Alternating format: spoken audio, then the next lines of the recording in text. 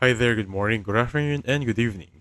So on this video, let's talk about how to clear watch history on Facebook. Of course, open up your Facebook right here and then click here. Basically, your videos you have watched.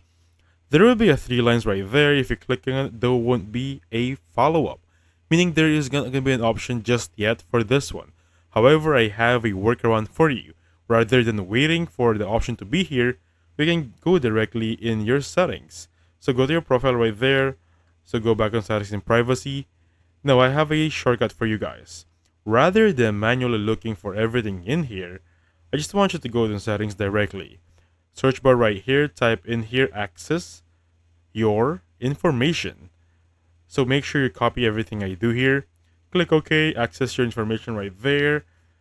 And for this one, as you can see right here, you have your see more. You already see your recent scheduled. So I'm going to click on see more right there.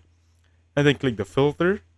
As you can see right here, there are categories, meaning videos you have watched, videos you've searched for, and so on and so forth. So right there, as you can see, I have already deleted my end. But for here, if you have something you have watched or searched for, you can simply delete right here. Easy as that. So thank you so much for watching. I'll catch you guys on the next one.